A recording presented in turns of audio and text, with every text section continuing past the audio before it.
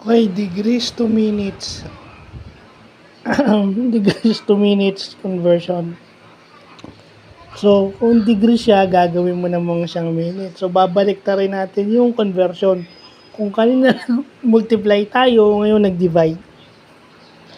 So, yung 20 degrees is 1,197.6 minutes.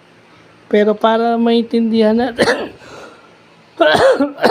kinonvert ko siya sa hours.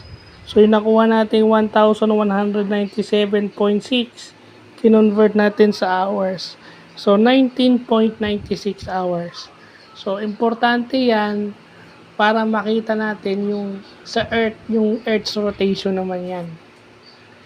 Kasi yung Earth's rotation, it takes yung 1 degree, it takes 4 minutes of the Earth's rotation. So, ibig sabihin, every nagro-rotate yung Earth, 4 minutes ang tinatagal ng isang degree.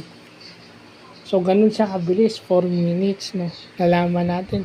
So, importante yung degree measurement o yung angle measurement sa Earth's rotation. So, ganun ka-importante ang trigonometry.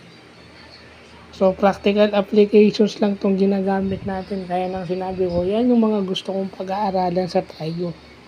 Kasi kahit hindi na ito, hindi naman necessary sa trigo to, sa geography, di ba? Geography na tong topic na to, pero related yung degree measure. Yeah. So, yun lang pa.